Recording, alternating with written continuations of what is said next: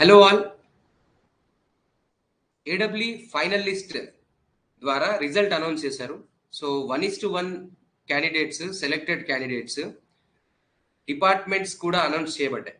So డిపార్ట్మెంట్లో జాయినింగ్కి ముందు ఇంకా ఫర్దర్ స్టెప్స్ ఏముంటాయి, ఇంకా కమింగ్ యాక్టివిటీస్ ఏంటి అనేవి వాళ్ళు తెలుసుకోవాలనుకుంటున్నారు. సో ఆ కమింగ్ యాక్టివిటీస్ని మేము పాత రిక్రూట్మెంట్లో జరిగినటువంటి యాక్టివిటీస్ ద్వారా మీకు క్లారిటీ ఇద్దాం అనుకుంటున్నాము. సో గుర్తుపెట్టుకోండి, ఇప్పుడు నేను చెప్పే డేటా అంతా కూడా పాత రిక్రూట్మెంట్లో జరిగినటువంటి డేటాని బేస్ చేసుకొని చెప్పడం జరుగుతుంది. సో అన్ని డిపార్ట్మెంట్స్ యొక్క ఇన్ఫర్మేషన్ని గ్యాదర్ చేసుకొని నేను మీకు ఆ స్టెప్స్ని ప్రజెంట్ చేస్తున్నాను. సో బట్ ఒకటి మాత్రం గుర్తుపెట్టుకోండి, ఈ టైప్ ఆఫ్ ప్రొసీజర్ అనేది ఓల్డ్ రిక్రూట్మెంట్లో జరిగింది. మేబీ ఈసారి అందులో స్లైట్ చేంజెస్ ఉండొచ్చు, or they can change the procedure also. కాబట్టి ఇది ఒక ప్రాబబుల్ ప్రాసెస్ అని అనుకొని జస్ట్ వీడియోని కంటిన్యూ చేయండి. Who are selected, okay right. So నేను 5 డిపార్ట్మెంట్స్ నుంచి ఇన్ఫర్మేషన్ గ్యాదర్ చేశాను. 5 డిపార్ట్మెంట్స్ ని గ్యాదర్ చేసినటువంటి ఇన్ఫర్మేషన్ లో కామన్ స్టెప్స్ ఇవే అండి, కామన్ స్టెప్స్ ఇవే. సో ప్రొవిజనల్ లిస్ట్ నుంచి జాయినింగ్ వరకు మీకు ఏమేమి స్టెప్స్ ఉన్నాయి అన్నది నేను ఇక్కడ ప్రజెంట్ చేశాను. సో పబ్లిక్ సర్వీస్ కమిషన్ ద్వారా మీ ఇండివిజువల్ కాపీస్ మరియు communication related address and phone number concern department కి పంపుతారు ఫస్ట్. సో వన్స్ అక్కడి నుండి పిఎస్సి నుంచి డిపార్ట్మెంట్ ఇన్ఫర్మేషన్ గ్యాదర్ చేసుకున్న తర్వాత they will intimate you through message or call or website. ఏదో ఒక ఫామ్ లో వాళ్ళు మీకు ఇంటిమేట్ చేస్తారు, లైక్ ఫర్దర్ స్టెప్స్ కోసం. Okay, so first you will get the message or call or website information from department, from your selected department. So ఆ information ఏంటి అంటే, one more time you have to go through the document verification at ENC office. So ఇంకొకసారి మీరు document verification ENC office లో conduct చేస్తారు. ఆ document verification లో మీరు పార్టిసిపేట్ చేస్తారు.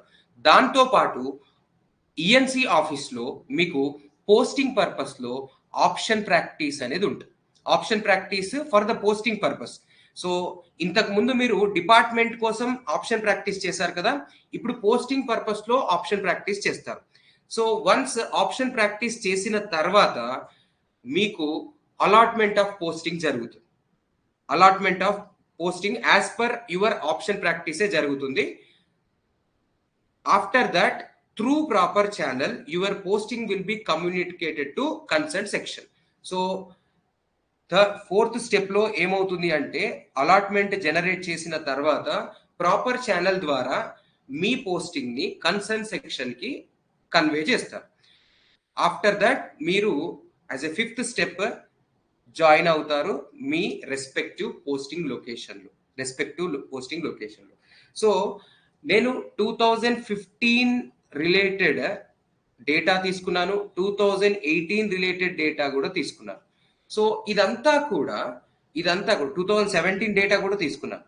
సో ఇదంతా కూడా అంటే like from provisional list to joining point of వ్యూలో విత్ ఇన్ 30 days లోనే జరిగిపోయింది. విత్ ఇన్ 30 days లోనే జాయినింగ్ అనేది జరిగిపోయింది. So hardly it may take 40 days. ఒక ఎక్సెప్షనల్ కేసులో ఒక 40 days పట్టింది, అది కూడా 2015 public health recruitment. Okay, so నాకు తెలిసి ఇప్పుడు మీరు కూడా విత్ ఇన్ 1 month లో మీ డ్యూటీస్ లో జాయిన్ అవుతారు అని అనుకుంటున్నాను. విత్ ఇన్ 1 month లో మీరు మీ డ్యూటీస్ లో జాయిన్ అవుతారు అని అనుకుంటున్నాను. సో ఇందులో ఈ 5 స్టెప్స్ కామన్ గా ఉన్నాయండి. కాకపోతే కొన్ని డిపార్ట్మెంట్స్ లో కొంత వేరియేషన్ ఉంది.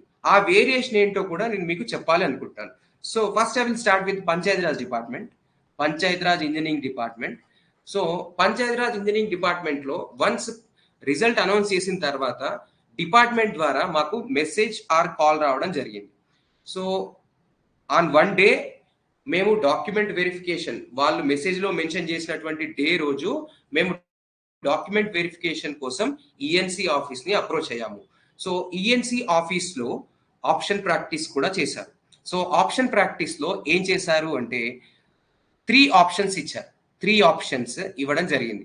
సో ఈ 3 ఆప్షన్స్ కూడా ఓల్డ్ డిస్ట్రిక్ట్స్ నేమ్, అంటే మీరు ఏ డిస్ట్రిక్ట్ లో వర్క్ చేయడానికి విల్లింగ్ గా ఉన్నారు అని ఆప్షన్స్ ప్రాక్టీస్ చేయమని మాకు ఆప్షన్స్ ఇచ్చారు. సో ప్రతి ఒక్కరు కూడా 3 ఆప్షన్స్ అనేవి వాళ్ళ విల్లింగ్ డిస్ట్రిక్ట్ గా ప్రజెంట్ చేయడం జరిగింది. సో మనం ఇచ్చినటువంటి ఆప్షన్స్ ప్రకారం అలాట్మెంట్ అనేది జరిగింది. సో పిఆర్ డిపార్ట్మెంట్ లో ప్రతి ఒక్కరికి కూడా జాయినింగ్ లెటర్ అనేది త్రూ పోస్ట్ ద్వారా కన్వే చేయడం జరిగింది. This is in 2015. అంటే యాక్చువల్గా 2016 లో రిజల్ట్ వచ్చింది. నోటిఫికేషన్ మటుకు 2015 లో వచ్చినప్పటికీ రిజల్ట్ మాత్రం 2016 లో. సో 2016 లో కంప్లీట్ గా కూడా మీకు పంచాయతీరాజ్ డిపార్ట్మెంట్ అలాట్మెంట్స్ అన్ని కూడా మీకు ఈ పోస్టల్ డిపార్ట్మెంట్ ద్వారా త్రూ పోస్టింగ్ ద్వారా రీచ్ అయ్యాయి. ఓకే, సో వన్స్ ఆ అలాట్మెంట్ ఆర్డర్ తీసుకున్న క్యాండిడేట్ కన్సర్న్ డిస్ట్రిక్ట్ హెడ్ ని కన్సల్ట్ అయ్యి district head to division to sub division reach అయ్యారు. డివిజన్ టు సబ్ డివిజన్ కానీ మండల్ కానీ రీచ్ అయ్యారు. సో త్రూ ప్రాపర్ ఛానల్ ద్వారా మీ జాయినింగ్ అనేది కన్వే చేయబడి అండ్ మీ కన్సర్న్ సెక్షన్ లో మీరు మీ జాయినింగ్ అనేది ఇస్తారు. ఇది పంచాయతీరాజ్ డిపార్ట్మెంట్ లో ఉండేటువంటి old procedure. It may be as it is గా కాపీ చేస్తుండొచ్చు లేదా మోడిఫికేషన్స్ చేస్తుండొచ్చు. Okay, next RWS, rural water supply. ఇది నేను 2018 డేటా తీసుకున్నాను, ఎందుకంటే లేటెస్ట్ కాబట్టి. 2015 లో జరిగింది, 2015 నోటిఫికేషన్ అండ్ 2018 నోటిఫికేషన్ కాబట్టి నేను 2018 నోటిఫికేషన్ తీసుకోవడం జరిగింది. సో 2018 లో జరిగినటువంటి ఆర్డబ్ల్యూఎస్ లో ఫస్ట్ స్టెప్ గా మీకు message or call or website information ద్వారా మీ డిపార్ట్మెంట్ లో ఏ రోజు అయితే డాక్యుమెంట్ వెరిఫికేషన్ జరుగుతుందో ఆ రోజు యొక్క డేట్ మెన్షన్ చేశారు. సో వన్స్ ఆ డేట్ మెన్షన్ చేసిన తర్వాత ఆ రోజు సెలెక్టెడ్ క్యాండిడేట్స్ ఏం చేశారు, ఈఎన్సీ ఆఫీస్కి వెళ్ళి అక్కడ ఆప్షన్ ప్రాక్టీస్ చేశారు. సో ఈ ఆప్షన్ ప్రాక్టీస్ పేరుతోని మీకు డిస్ట్రిక్ట్స్ 3 డిస్ట్రిక్ట్స్ ఇవ్వడం జరిగింది. ఆప్షన్ ప్రాక్టీస్ అని 3 డిస్ట్రిక్ట్స్ అని ఇచ్చారు. కాకపోతే ఓన్ డిస్ట్రిక్ట్స్ పెట్టుకునేటువంటి వెసులుబాటు లేదు, ఓన్ డిస్ట్రిక్ట్ మాత్రం ఇవ్వడానికి వీల్లేదు అని చెప్పారు 2018 లో. ఇది మారచ్చు ఇప్పుడు, ఐ డోంట్ నో ఇప్పుడు ఎలాంటి ప్రొసీజర్ ఫాలో అవుతారు అన్నది మనం ఇప్పుడు గెస్ చేయలేం. ఓకే, సో వన్స్ మీరు ఆప్షన్ ప్రాక్టీస్ చేసిన తర్వాత అక్కడ ఉన్నటువంటి పోస్టింగ్స్ అండ్ వేకెన్సీస్ బట్టి మీకు అలాట్మెంట్ జరుగుతుంది. సో ఇలా అలాట్మెంట్ జరిగిన తర్వాత again they call for ENC to collect orders. Panchayati Raj department లో పోస్టింగ్ ద్వారా వచ్చాయి, ఆర్డబ్ల్యూఎస్ లో మళ్ళీ ఈఎన్సీకి పిలిచి ఆర్డర్స్ హ్యాండ్ ఓవర్ చేయడం జరిగింది. తర్వాత మీరు ఆర్డర్ అందుకున్న తర్వాత త్రూ ప్రాపర్ ఛానల్ మీరు ఏం చేస్తారు, ఫర్దర్ గా ఏ డిస్టిక్ అయితే మీరు అలాట్ అవుతారో ఆ డిస్టిక్ యొక్క సర్కిల్ ఆఫీస్ కి, ఆ సర్కిల్ ఆఫీస్ నుంచి ప్రాపర్ కమ్యూనికేషన్ తో డివిజన్ ఆఫీస్ కి, డివిజన్ ఆఫీస్ నుంచి సబ్ డివిజన్ కి ఆర్ మండల్ కి మీరు అలాట్ చేయబడతారు. వన్స్ మీరు ఈ ప్రాసెస్ లో మీ మండల్ కి రీచ్ అయిన తర్వాత, mandal or sub division reach అయిన తర్వాత మీరు మీ జాయినింగ్ లెటర్ అనేది మీ ఆఫీసర్ కి సబ్మిట్ చేస్తారు, కన్సర్న్ లైక్ డిఈకి సబ్మిట్ చేస్తారు. ఇది ఆర్డబ్ల్యూఎస్ లో జరిగినటువంటి ప్రొసీజర్. ఓకే, నెక్స్ట్ ఐక్యాప్ ఇరిగేషన్. సో ఈ ఇరిగేషన్ లో కూడా సేమ్ అండి, like message or call or website information ద్వారా మీకు ఇన్ఫర్మేషన్ అనేది కమ్యూనికేట్ చేయబడుతుంది. కమ్యూనికేషన్ చేసిన తర్వాత ఏ రోజైతే ఆ కమ్యూనికేషన్ లో మెన్షన్ చేశారో ఆ రోజు డాక్యుమెంట్ వెరిఫికేషన్ కి అటెండ్ అయ్యారు. అటెండ్ అయిన తర్వాత ఆప్షన్ ప్రాక్టీస్ చేశారు. అయితే ఇక్కడ ఈ ఆప్షన్ ప్రాక్టీస్ పేరుతోని మీకు 3 సబ్ డివిజన్స్ ఇవ్వడం జరిగింది. So not like RWS and PR. ఇప్పుడు పిఆర్ మరియు ఆర్డబ్ల్యూఎస్ లో డిస్ట్రిక్ట్స్ ఇచ్చారు ఆప్షన్స్ పేరుతో, ఇరిగేషన్ లో మట్టుకు సబ్ డివిజన్స్ ఇచ్చారు. సో ఈ సబ్ డివిజన్స్ మీకు నియర్ గా ఉండేటువంటివి, మీకు కంఫర్ట్ గా ఉండేటువంటి, అంటే మీ ఇంటికి దగ్గరగా ఆర్ మీరు ఏ ఏరియాలో విల్లింగ్ ఉన్నారు వర్క్ చేయడానికి అన్నది ఆ సబ్ డివిజన్ ని కనుక్కొని మీరు ఆప్షన్ ఫామ్ లో ఫిల్ చేశారు.